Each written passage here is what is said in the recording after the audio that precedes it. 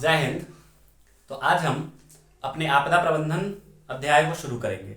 तो भूगोल के जो शुरू के 6 चैप्टर है वो भूगोल के लिए मेनली है और जो अंतिम के 6 अध्याय हैं वो हमारे आपदा प्रबंधन के हैं। तो इस आपदा प्रबंधन के बारे में हमने आधा 9वीं क्लास में पढ़ चुके हैं, है ना, और आधा हमें 10वीं क्लास में पढ़ना है। तो हमें इसमें प्राकृतिक आपदा के बारे में पढ़ना है। तो इसको जानने से पहले हम ये जानते हैं कि आखिर ये आपदा क्या होता है। ठीक है, तो आपदा क्या होता है? आपदा एक मानव जनित अथवा प्राकृतिक घटना है। कैसी घटना है? मानव जनित अथवा प्राकृतिक घटना है जिसके कारण से मानव जीवन में अचानक से त्रासदी आ जाती है। ठीक है, तो ऐसी घटना जिससे मानव जीवन में अचानक से त्रासदी आ जाए उसे ही हम क्या कहते हैं? आपदा कहते हैं। ठीक है, अब ये जो आपदा होती है वो दो कारणों से हो सकती है, या तो मानव जनित होगी या तो फिर प्राकृतिक होगी। अब मानव जनित या प्राकृतिक ये दो इसके प्रकार भी हो गए। तो आपदा कितने प्रकार की हुई? 2 प्रकार की मुख्यतः। तो मानव जनित आपदा के बारे में हमने 9वीं क्लास में पढ़ा था और इस प्राकृतिक आपदा के बारे में हम 10वीं क्लास में पढ़ेंगे। ठीक है, तो मानव जनित आपदाओं में क्या आता है? जैसे कि हमारे यहाँ जो दंगे होते हैं तो दंगा मानव जनित आपदा में आएगा। अगर हमारे यहाँ कोई हिंसा के कारण आतंकवाद बढ़ रहा है तो वो भी किस में आएगा? हमारे मानव जनित आपदा में ही आएगा। ठीक है, तो ये उदाहरण हमारे मानव जनित आपदा के हो गए। अब प्राकृतिक आपदाओं में जो है पुनः 2 प्रकार की आपदाएं होती हैं। एक तो हमारी होती है विनाशकारी आपदा। कैसी आपदा? विनाशकारी आपदा। और दूसरी हमारी होती है अति विनाशकारी आपदा। अति विनाशकारी। ठीक है, तो विनाशकारी आपदाएं क्या होती है? जो थोड़ी कम विनाशकारी हो, और अति विनाशकारी क्या होती है? जो थोड़ी ज्यादा विनाशकारी होती है। जैसे कि विनाशकारी आपदाओं में हमारा आ जाएगा, इनका प्रभाव कम क्षेत्र में होता है ना। इनका प्रभाव क्या होता है? कम क्षेत्र में होता है, और इनका प्रभाव क्या होता है? ज्यादा क्षेत्र में होता है ना।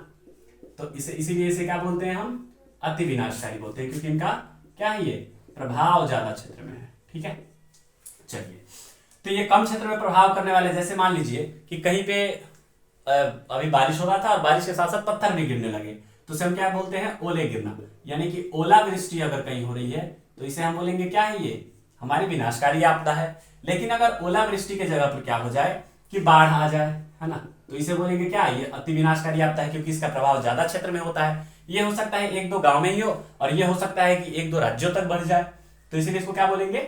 ज्यादा में, है ना। अब मान लीजिए इसी में क्या हो जाए कि कहीं से थोड़ी सी जमीन खिसक जाए, जैसे अभी हम लोग देख रहे हैं जोशीमठ में हुआ था, है ना, तो इसे क्या बोलते हैं? हम भूस्खलन बोलते हैं। भूस्खलन। तो भूस्खलन में क्या होगा? कम क्षेत्र में प्रभाव डाल रहा है तो ये विनाशकारी में आएगा, और अति विनाशकारी में हमारा क्या आएगा? भूस्खलन की जगह पर यहाँ पे आ जाएगा हमारा भूकंप। तो भूकंप के कारण तो बहुत बड़ा तबाही आता है। तो बाढ़ हो गया, भूकंप हो गया, या फिर सूखा हो गया इसमें, या फिर सुनामी हो गया, तो ये सब किसमें आएंगे? हमारे अति विनाशकारी आपदा में आएंगे। ठीक है, तो आशा करते हैं कि आप इन दोनों को अच्छे से समझ गए होंगे, है ना।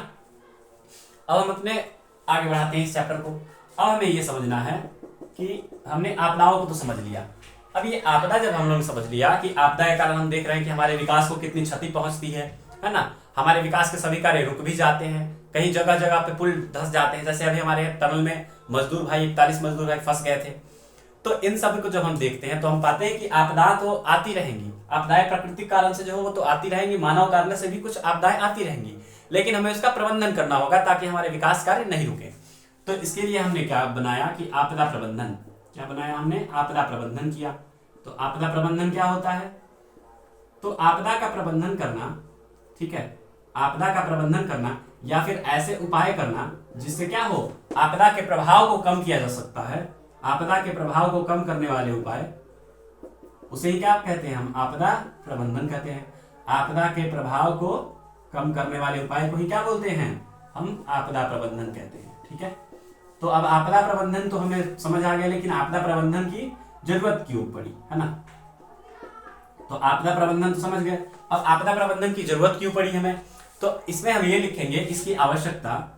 तो आवश्यकता में हम ये लिखेंगे कि आपदा आने से, जब भी कोई आपदा आती है तो उससे हमारे सभी विकास कार्य रुक जाते हैं, और क्या होता है? विकास कार्यों को क्षति भी पहुंचती है। तो विकास कार्य न रुके और उसमें क्षति भी ना पहुंचे, ज्यादा से ज्यादा क्षति ना पहुंचे, इसके लिए हमें क्या है? आपदा प्रबंधन की आवश्यकता है। तो आवश्यकता में आप लिख लीजिएगा, ये भी क्वेश्चन एग्जाम में आता है। ठीक है, तो आपदा प्रबंधन क्यों जरूरी है ये भी आपको पता चल गया, आपदा प्रबंधन क्या है ये भी पता चल गया, और आपदा क्या है और कितने प्रकार की होती है ये सारी चीजें हमें स्पष्ट हो गई। ठीक है, अब हम ये देखते हैं कि आपदा प्रबंधन के पदानुक्रम क्या है ना। अब हम ये देखते हैं कि आपदा प्रबंधन के पदानुक्रम क्या है। ठीक है, तो यहां लिखते हैं हम आपदा प्रबंधन के पदानुक्रम। ठीक है, तो आपदा प्रबंधन के पदानुक्रम हम लिख लेते हैं। यहां लिख देते हैं हम राष्ट्रीय स्तर पर। तो राष्ट्रीय स्तर पर हमारे पास पदानुक्रम का मतलब कि आपदा प्रबंधन से निपटने के लिए हमने क्या क्या संगठनों को बनाया है, यही पदानुक्रम में हम जानेंगे। तो राष्ट्रीय स्तर पर हमने इसमें नोडल मंत्रालय का गठन किया है। किसका? नोडल मंत्रालय। ठीक है, और इसी में हम देखेंगे कि राज्य स्तर पर हमने दो दो चीजों का गठन किया है। कितने चीजों का? दो दो चीजों का गठन किया है। तो राहत और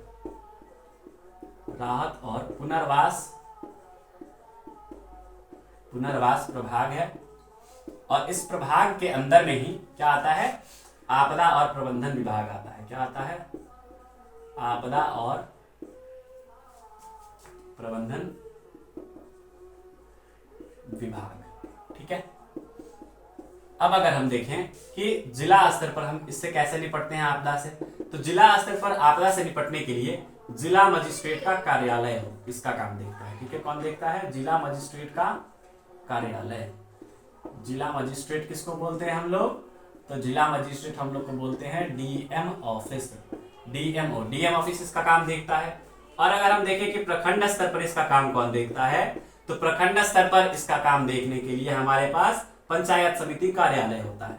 तो पंचायत समिति कार्यालय प्रखंड स्तर पर इस काम को संचालित करती है और यही इसका काम करती है। क्योंकि हम देखते हैं कि गांवों में ग्राम पंचायत का जब चुनाव होता है तो उसमें पंचायत समिति का चुनाव होता है, और वही पंचायत समिति के सदस्य जाकर के प्रखंड में क्या करते हैं? प्रखंड प्रमुख का चुनाव करते हैं। तो इससे हम इसे याद रखते हैं कि पंचायत समिति कार्यालय क्या करती है? प्रखंड स्तर पर इस काम को संभालती है। और ग्रामीण स्तर पर देखेंगे अगर हम, तो ग्रामीण स्तर पर इसके लिए क्या करती है? ग्रामीण आपदा प्रबंधन समिति। क्या करती है? ग्रामीण आपदा प्रबंधन समिति। तो ये इसका काम देखती है ना। तो ग्रामीण स्तर पर भी देख लिया हमने। तो ये जो आपदा प्रबंधन के पदानुक्रम है ये इस हिसाब से है। ठीक है, अब हम ये देख लेते हैं कि भारत में कब कब विनाशकारी आपदाएं आई हैं और हम उससे निपटने में सफल भी रहे हैं बहुत हद तक। ठीक है,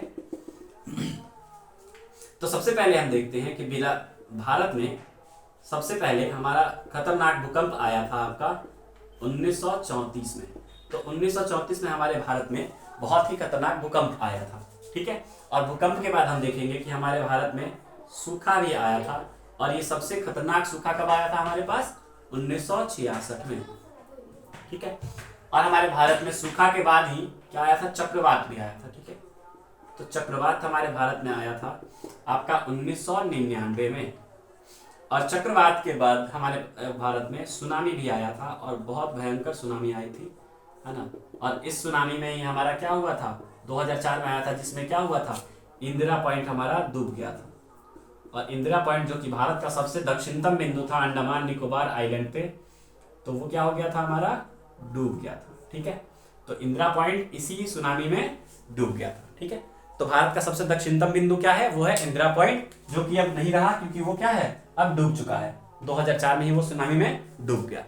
तो आशा करते हैं कि आपने इन सभी चीजों को अच्छे से नोट डाउन किया होगा, अच्छे से एक बार आप किताब को पढ़ेंगे भी खोल करके। ठीक है, और इसके बाद ये फर्स्ट चैप्टर हमारा कंप्लीट हो गया। इसके बाद और 5 चैप्टर है वो धीरे धीरे हम कंप्लीट कर देंगे। इसके बाद सेकंड चैप्टर हमारा जो दूसरा चैप्टर है वो है बाढ़ और सूखे पे, और तीसरा चैप्टर जो है वो है हमारा भूकंप और सुनामी पे। ठीक है, चलिए, और कोई अगर आपको डाउट हो तो कमेंट बॉक्स में डाउट पूछ सकते हैं। जय हिंद, धन्यवाद।